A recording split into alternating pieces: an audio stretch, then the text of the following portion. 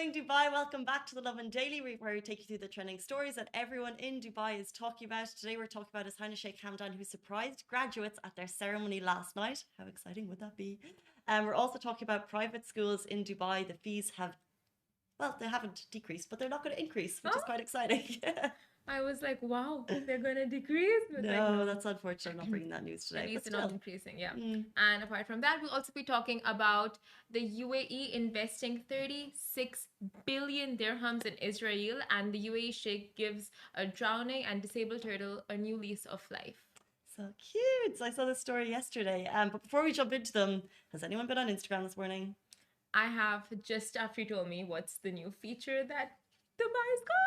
Finally, like it's been so long in the States, Reels has just dropped in Dubai, in the UAE. So now you basically have TikTok features on Instagram. That's Is that the best amazing. way to describe it? I mean, these 2 weeks have been like just upping for Instagram. Last week was the music. Yeah, This week is Instagram Reels. That's it. We've got it all this now. is it. It's not, and I think like this is one of those features that could be game changing. So like, do you remember when Instagram brought in stories and for about 2 weeks people are like, nah, I'm not going to start using that. And then you start using it because you realize how cool it is. Yeah. Reels just gives that extra element to your stories. So you can like chop and cut them and add the music and add the text. Extra editing, yeah. Tried to make one this morning if you want to go and have a look at it. Uh, Yeah, Simran's more talented with this type of stuff, but this morning I was like, I have to do it. And I put no, on you like, did it so well. thank you. Actually, these things take time to get a hang of. And there are people when I She's saying it serious takes these. time, so you didn't think that the first one was good. I put text on it, I cut it, I No, chopped I'm it. saying it was good. I'm not like, but for normal people who are not as creative and like who pick up on things as fast as Casey, me, No. I'm one of those. It'll take time for me to learn. Like TikTok, it literally took me a day, a full day to understand what is TikTok and Oh. how is TikTok. Oh, I still don't understand TikTok. And but with this one, with Reels this morning, I chopped the videos. That was really easy. But Yeah. actually putting text on it, which you think would be the easy part, I was then like Googling and But did you figure it out? You yeah, just you showed just me have to like afterwards. hit to the end and then you can do all the normal stuff. It was just But really... it's I'm sure it's gonna have features different to TikTok. So that's what I want to see. Like what does this have that TikTok doesn't? Because it's very the concepts are the same basically. They're really similar. They did that crafty move that Facebook, which now obviously owns Instagram, is very famous for, which is seeing something on the market that's performing really well that Yeah. people love and bringing it into their platform, into their product. Can TikTok fast forward the videos? Yeah, it can. It Um, can. Yeah. That's not one feature that's new. So first Instagram took from Snapchat the inspo of stories. yeah.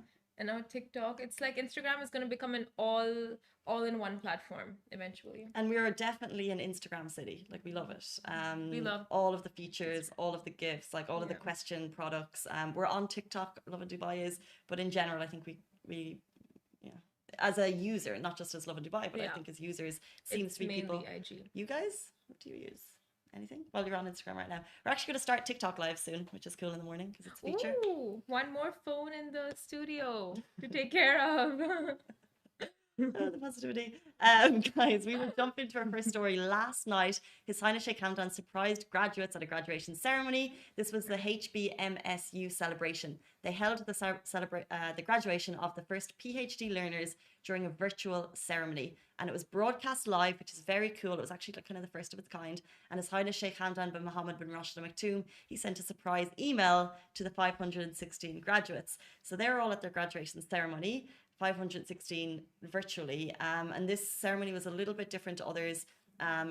They've involved kind of film production aspects, and then the huge screen that all of the attendees could see, His Highness Sheikh Hamdan, Crown Prince of Dubai's face came up on it, and then the message that he sent to them all came up, which was, "So happy to share in the excitement of your graduation day. It is my pleasure to assure you that HBMSU is very, very proud of you and your well-deserved success. Best wishes for a bright future."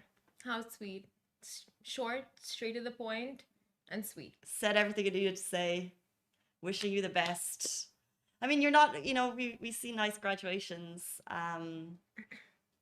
pre-COVID, and then during COVID, universities try and do special things for their graduates because it's Yeah. such a huge moment for people who get there. We've seen kind of messages on the Burj Khalifa once or twice by universities here. That was really cool. But to get a message from Crown Prince of Dubai at your graduation, like that's kind of peak.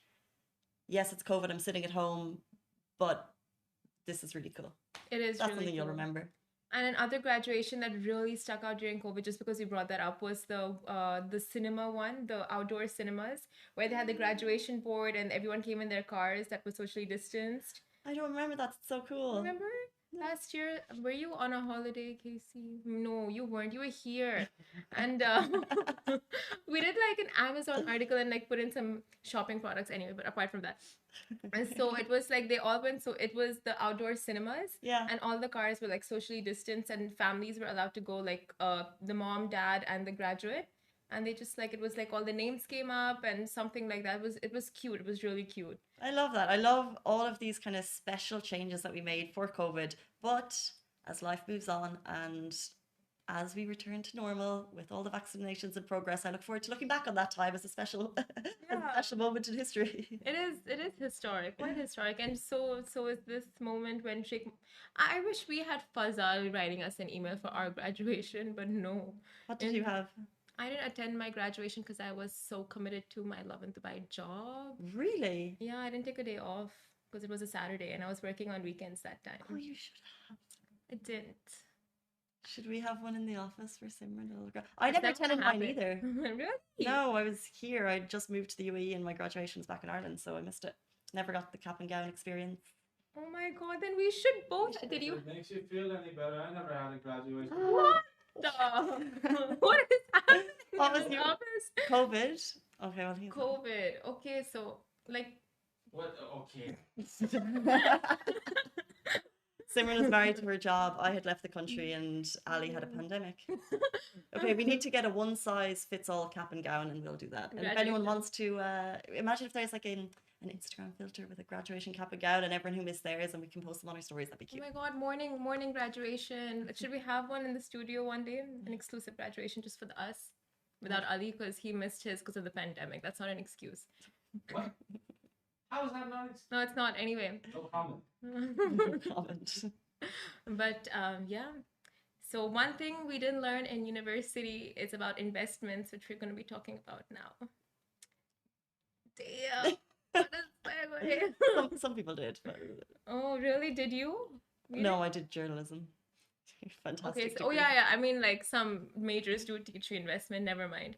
Okay, so now the UAE is to invest 36 billion dirhams in Israel. Following the historic Abraham Accord Israel-UAE peace treaty, the UAE has officially announced that 36 billion will be allocated for investments in and alongside Israel across sectors.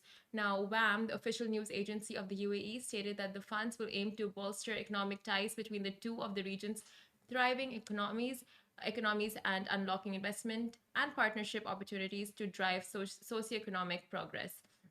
And the decision was reached post a phone call between Sheikh Mohammed bin Zayed, Crown Prince of Abu Dhabi, and Deputy Supreme Commander of the UAE Armed Forces, and Benjamin Netanyahu, Prime Minister of the State of Israel. And the funds will go towards supporting developing sectors, including energy, manufacturing, water, space, healthcare, agri-tech, and as well as promote regional economic cooperation between the two countries. So It's a lot of money. that is a lot of money. When I read it, I'm just like, so 36 billion dirhams is 10. It's how much is it in US dollars? I'm just gonna look it up real fast. Yeah, no, I think it's so cool. I think we're seeing obviously first the relationship happens, and then you're seeing $10 billion. $10 billion. Yeah. Wow. And you're seeing kind of the cooperation between the two countries, and then money is what money talks, right? So this is Yeah. like the real cementing of the relationships when the UAE starts investing in Israel. And I know we're seeing it back and forth. Numerous kind of Israeli business parties have been traveling here. We've seen businesses open.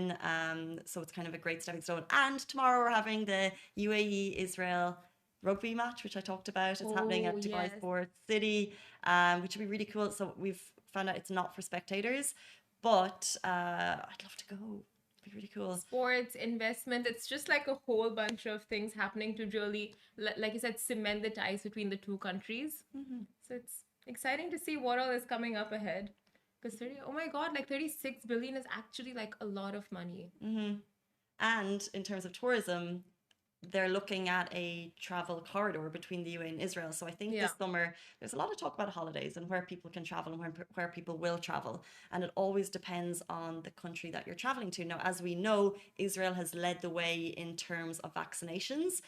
They will most likely be the first country in the world to have the majority of eligible population vaccinated. And from what we've heard, the UAE is planning a travel-free corridor, so a quarantine-free corridor. So, and obviously, as the UAE is also leading the game in terms of vaccinations, we will be making that step as well. So, between countries that we can look to traveling to, Israel is there. And also, hundreds of vaccinated Israelis will attend a concert in Tel Aviv. So they're holding a concert for all the vaccinated people there. So they're doing a lot to promote vaccinations in Israel. Is it a concert and then It's a concert you that can only only attend if you're yes, vaccinated? yeah. It's tricky, isn't it? And what about there's a number of events happening, I think in Abu Dhabi, and you either must be vaccinated or have that negative PCR test in the last 2 days. Oh, okay. Well, because that makes I guess that That makes opens it sense, up yeah. to people who haven't been vaccinated. But obviously in Israel, they're really top of the charts there. Yeah. We move on. Private school fees. Parents, your ears are pricking. I hope you're listening. Private school fees in Dubai will not increase this year. Exciting announcements. Exciting announcements in the KHDA last night. Tuition fees for the 2021-2022 academic year will not increase. This is the second year that fees for Dubai schools have remained steady. Now, the announcement follows the release of the Annual Education Cost Index, that's the ECI, calculated by the Dubai Statistics Centre, which measures annual changes in the cost of running a school, and also that includes salaries, rent, and utilities. And the ECI actually found that for this year, that stands at minus 2.5%. So the running costs and what are expected has gone down by 2.58%. And that's why fees will not be increasing. But I did see a great comment on the Twitter thread, which said they should even look at reducing fees. They're too high. Yeah, I mean, I was just gonna say it will be such a burden of parents if they do make the decision to reduce fees, especially now with job losses and like so many factors playing in.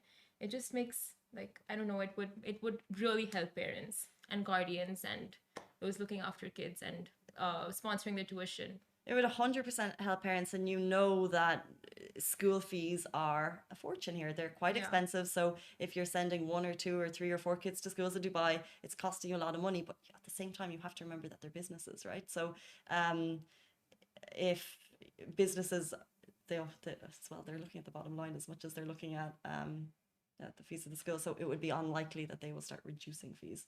If they have, let us know, or maybe for a term or maybe for 2 terms. But at the same time, if students aren't actually attending physically and it comes to 6 months and your child hasn't used the school campus, maybe there's grounds for saying, hey, can you drop the fees, please? Or I think they have those options, right? Either you do face-to-face learning or you can choose to do virtual learning, right? It's an option. Yeah, so maybe the option for virtual learning is a lot more like that might be more discounted than the actual school fees. I don't know how that works. No, I don't think so. And I think the virtual learning was put in place as kind of like a temporary measure. I think the KHDA said at the start of the year it's a temporary measure while schools kind of are adjusting to opening in this confusing time for schools. So at the time they didn't offer reduced fees for. I just hope schools, like parents that are struggling, I hope school faculties do offer them the grants, or not the grants, like they work out some kind of package or something for parents that who could afford before but have had financial issues and stuff. So hopefully that's there in place for them. So if you guys are struggling, like definitely give it a go and try talking to the school and the faculty members and administration and see if they can help you out before completely moving your child to another school. 100%. Because I know like that is when you're in school, that's you as a child, it's one of your biggest fears to be moved schools, and then you have to change your friends and all those things. Like it's a lot for children to be just moving around. Yeah, you can't imagine the stress for parents and for kids as well. Yeah, for both. Because I remember like when my parents were thinking of moving my school, I was just like but eventually it didn't happen, but it was very stressful. So what age were you at the time? I can't remember. I think I was in grade 6, so must have been 11 years old. And I was like palpitating and I was like, no. And my tantrums were like next level. So my friends were like, oh my God, you know what? Let's keep this demon where she is. Like, okay, go. So tantrums work. Sometimes. No, but you can see that that type of stress on the family, how it can Yeah. affect kids. But I'm glad that you didn't have to move schools. Oh, I wish I did. Just kidding. Not looking back, it's like, Moving on. moving on, yeah. So, the UAE Sheikh gives a drowning and disabled turtle a new lease of life. Now, it's truly heartbreaking what animals have to endure as a result of human activities, but luckily, there are a few good ones out there who venture out and correct the mistakes of those who just do not seem to care. And recently, Sheikh Fahim Al Qasimi shared a story of Farah, the turtle, a 20-year-old sea turtle who got trapped by a fishing wire and ended up losing her leg while struggling to break free. The drowning turtle was luckily found and rescued by the Sharjah Royal, who was on a free driving trip at Sir Nuair. And the turtle was found in a dire condition where her neck and flipper got stuck to the seabed, trapping her below the surface. And by cutting away the restraints, Fahim not only rescued the injured turtle, but provided her with immediate medical attention to aid her in her recovery. And she was then taken to a turtle rehabilitation sanctuary at Burj Al Arab to undergo treatment. And the DTRP then conducted surgery on Farah and put her on antibiotics. And eventually, Farah slowly but surely started showing signs of recovery as she began to regain her appetite and all of that. So, guys, it's a major lesson. Please dispose of your trash responsibly. This isn't a one off incident. Marine animals, camels, stray animals, and birds frequently end up suffocating and dying as a result of plastic consumption. And that's something we can avoid. Like, all we have to do is throw our trash in a waste bin or keep it or collect it and throw it after we've gone camping or fishing or yachting or whatever it is. It's so basic and it can save so many lives. So just let's be responsible when we're out there. Yeah, I think we've had a number of conversations around this recently around how our trash can just so easily disturb the ecosystem and just, really hurt baby animals. Animals, Animals. But it's great to see people with big platforms putting it on their profiles to spread the message and to spread the awareness. uh the most recent story we did of Fahim was, I think, last year or the beginning. Yeah, it was definitely last year, and it was a turtle who had a straw stuck up its nose. It was like really stuck up there, and they had to just ply it off. It's so sad. Like, I mean, people don't understand. It's like for us, it's just a straw we're chucking in the water, but it really kills the marine life. And like cats, birds, they choke on these kind of things like bubble gum. People just chew their gum and spit it out, and then it gets stuck for animals. Like, they don't know what it is. Yeah, and the thing is, we just see waste, even in like parks and communities around Dubai. Like people just don't find the bin. It's easy. And the thing is, in Dubai, it's guys, I mean, it's just ridiculous. Like, we have it everywhere, like bins. Like, every 2 blocks you'll find a garbage bin and trash bin. Like, they do so much to keep the city clean. That's the thing, they do, and there's people cleaning up after us all the time, and that's probably why people become so complacent. But it's videos like this and messages like this that we need to really learn from. Yeah. And I know we share the message, and I know it's something that you feel very passionate about, and I also feel very strongly about, not leaving waste after yourself Yeah. anywhere you're camping or even just like on the street. But it's always a good reminder. And sometimes you see these really sad videos that you're remembering of a straw on Getting up a stuck to it. up of a turtle's nose, and sometimes it's really heartbreaking, but you need to see them as a reminder to Yeah. cut that waste. Cut it off. Actually, people are just lazy. Like, there'll be a bin there and they'll be like, oh, never mind. But anyway, I'm glad, like, we'll be having Fahim in the studios with us next week, so he can be telling us more about it and more of his experiences and adventures out there in the water, and how many he's rescued quite a few turtles. He loves turtles. So it'll be nice hearing more on that as well. But after the break, we'll be joined by UAE resident Sean Burgess. Now, Sean took on the 7 Emirates Challenge. It was a Guinness World Record attempt to cross the UAE by foot in under 7 days, and that's 650 kilometers. And That's just incredible. And as well as that, don't miss an interview with Hassan Abu Fakir on Smashy TV, our Arabic sister channel, which provides you with the latest business and tech news. Our host Hala will be talking to Hassan about SLF, and their involvement in the Seven Emirates Challenge and how they assisted Sean with completing his journey through the UAE by foot. Stay tuned.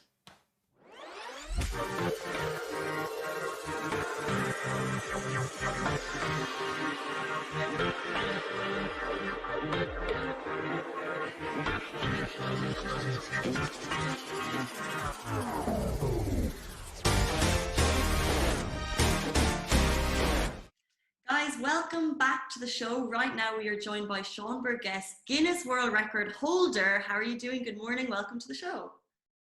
Thank you very much for having me. Yeah, I'm doing okay. It's been 6 days now since we finished, and I'm still healing, but slowly. So, but trying to get back into normality and back to a normal life after 7 days on the road. So, slowly. It's 7 days on the road and months of prep, guys. To give you a bit of background, Sean broke the Guinness World Record for the fastest crossing on foot of the UAE, 7 Emirates, between 650, 700 kilometers. Is that right? Well, it was originally planned 650 kilometers, but because we had so much support from the police, we actually managed to shave a few kilometers off that. So I haven't been through my Garmin yet and actually worked out exactly how much it was. It's definitely over 600, but probably slightly short of 650, which is a good thing. It kind of helps in the end, but I think anything over 600 is still a pretty big feat of endurance. I think anything over 10 is a pretty big feat, to be honest. But this idea didn't happen in a day, in a week, in a month. When did the idea come about, and what inspired you to kind of go for it? Well, every year for the last few years, I've kind of taken on a big challenge, whether it was sort of climbing Kilimanjaro or I swam from Asia to Europe in the Bosphorus swim. And my big challenge for last year was the Marathon des Sables, the 250-kilometer ultra across the Sahara Desert. But because of COVID, that got postponed. And I was a bit lost. And I think like a lot of people, we went into lockdown and I got quite fat over those three months. And so I needed something to inspire me and get me out of my rut. So I looked at what I could do in the UAE that was relatively COVID proof. And after doing, my CEO at the time challenged me to do 100,000 steps in the middle of July, I think it was. And so I went out into Dubai and I walked 100,000 steps, and it was 80 kilometers, and it completely broke me in the Dubai heat. But that kind of then made me think, well, where else can I walk? And I looked at walking between the different Emirates, and then it suddenly got into this thing of maybe I could just go across the entire UAE. And funny enough, there was actually an existing Guinness World Record that nobody had broken, but it was there to be broken, where you cross from Al Guwafat in the west on the Saudi border, all the way to the Fujairah coastline, crossing through each of the 7 Emirates on the way. And I was like, all right, I'm going to do it. And that was 9 months ago. And since then, it just became this huge event. And finally, we set off a couple of weeks ago, and luckily we were successful. So it was a great challenge in the end. Yeah, I mean, congratulations to you and the entire team that was involved. This was like, guys, grueling 20 hours a day, if I'm not wrong, walking, running. Tell us about the team. Like, what does it take if I'm inspired by watching this interview? What does it take for someone to actually pull this type of achievement off? Wow. Well, I didn't realize how big it was going to get. And luckily I had a chap called Gino, who's a good friend of mine and a film producer, who came on board 9 months ago. He kind of took my vision and turned it into reality, which was fantastic. And he saw that we needed a huge amount more support than I thought about. I thought I'd have one car and a couple guys and we'd do it on our own.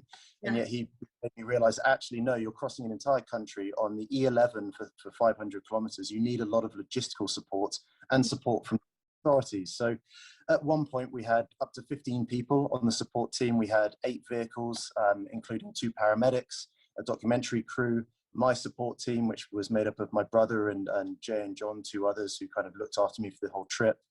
And then we had some representatives from the Abu Dhabi Film Commission who came on board as well to make sure that logistically the police were all sorted out. So it's just this monster of an event that you don't realize when you sort of think, I'm just going to walk 600 and something kilometers. You don't think about the logistics of it all. And I think people didn't realize, I think they thought that I was crossing the desert, but the actual most effective and efficient way is to walk along the E11 for literally 500 kilometers and then turn right and head towards Fujairah. So, I'm just imagining driving on that road for 500 kilometers. It's hard on the mind, and that's when you're going at 100 kilometers per hour. what goes through your mind? You know, you're day 3 deep into, you know, this sea level, never ending road. Is there moments where you're like, nah, that's it, get me in this car to go home? Or is it constant, your mind needs to stay positive? Yeah, absolutely. I think that I have that mindset where I'm quite introverted, so I like being in my own head, and I'm quite analytical. So people ask me whether I listen to podcasts or audiobooks, and I really didn't for the first 3 or 4 days, partly because I broke my headphones on the way down to No. the start line. So I, I couldn't get a replacement until I met it with my wife in Dubai. So yeah, for 4 days I didn't have anything. But also I was churning the numbers in my head all the time. So I was like, well, if I did 110 kilometers on the first day and 100 on the second day, then how much do I need to do on day 2? And that's how my mind works. But there were some really, really lonely periods. In particular, I would start my morning shift at 3 a.m. And so for the first 3 hours, it would be pitch black. And that was probably the darkest point, especially on day 3 when your body's starting to really break. And I had this anxiety that, you know, if I'm on day 3 and I can barely walk at this point, am I just going to get worse and worse and worse? And then all those fears and that embarrassment comes up of, oh my God, I'm going to have to tell people that I chucked in the towel. But you just keep going. And luckily I had my brother here who was heading up my support team. And I remember sending him a message on day 3 at about 5:30. And I just said, look, I'm struggling. So he jumped out the car, walked with me for an hour or 2, and having that support really kind of pushed me through the hard times. And what ended up happening is the motivation that I had at the start, which was set my own personal achievement, actually turned into a motivation to achieve for the rest of the support team. And it became, I need to do it for them because they've committed so much time and effort and energy, and they're invested in this as well. I've got to get this record because I want them to celebrate as much as I'm going to celebrate it, which is great. Because a couple of the guys, especially a couple of the paramedics, Dennis and Brian, they were only meant to be on for 1 or 2 days. And they were so invested by those 1 or 2 days, they ended up staying for the whole 7 days. And people had their own motivations for being a part of the challenge. So by the end of it, it was very, very emotional to walk onto the Fujairah coastline, onto the beach. And there's a lot of grown men crying at that point, but I don't think that's a bad thing. Amazing. I'm sure, like, you've called it the 7 Emirates Challenge. And guys, if you want to see some of those photos and videos, you can check it out on Instagram, that people kind of sharing your journey shared. Just in terms of the team that were joining you, you mentioned you were struggling, so your brother joined you. What was it? So there was a car beside you the entire way. Yes. And then what happened at sleeping time, for example? Is it a tent that you pitch up? Are you sleeping in the car? How does that work? Yeah, so what we had is a massive Denali. I think it's a Chevrolet car. We just stuck a mattress in the back, which was the most efficient way to do it because it meant wherever I stopped on the road, I could literally just jump in and sleep. But funny enough, it was such an uncomfortable place to sleep that's the one thing of the challenge. There's 2 big things of the challenge that I would change if I could do it again. One of them is my situation. I would have found a better sleeping situation because for the first 300 kilometers in 3 days, I slept probably about 2 or 3 hours collectively, which is just not enough time to repair your body. And the other thing is I wouldn't run.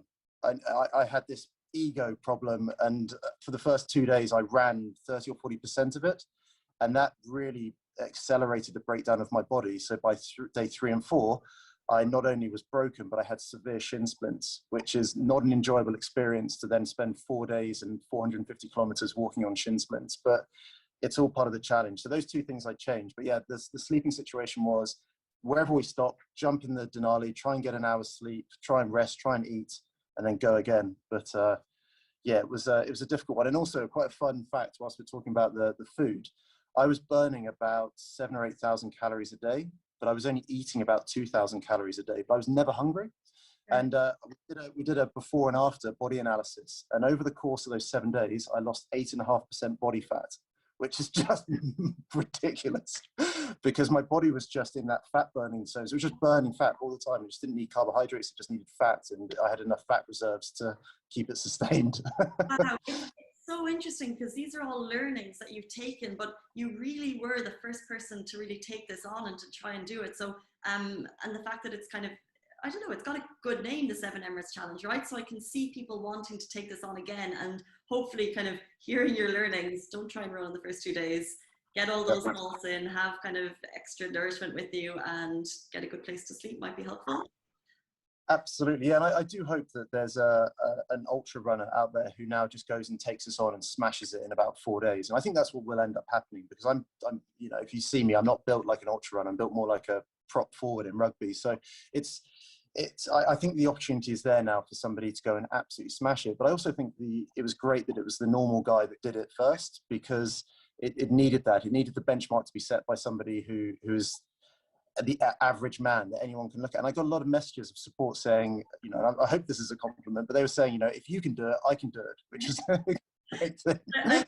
If you're running ultras and you're doing those at the Marathon de Sable, which is, you know, one of the biggest, I think, the everyman, and then there's the bit people, so there's the me's, and then there's the you guys. No, but it is great, and to give people that inspiration, I think for you must be fantastic to be on the receiving end.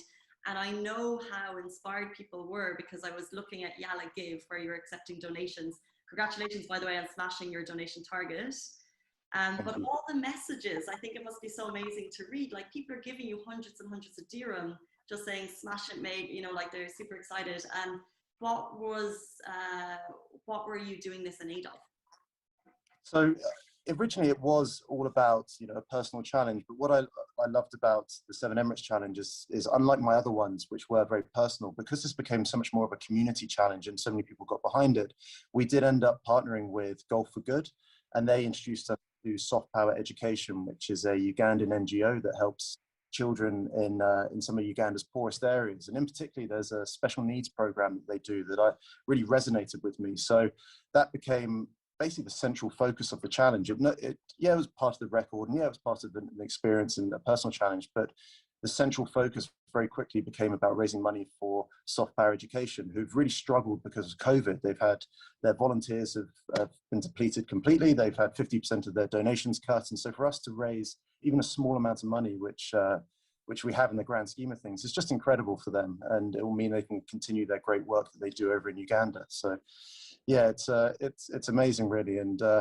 to have the support of them and then pushing the story out, as well as our sponsors like Adidas and Garmin and Sported, is just such a massive thing that I've never had in any challenge before. It really is a very unique experience, this, for me, which is great. It's completely different to any of my previous challenges. Yeah, the whole ecosystem kind of revolved around it to make it happen. And if people want to donate, so I think you're nearly at $11,000 now. If people want to donate, how can they do that?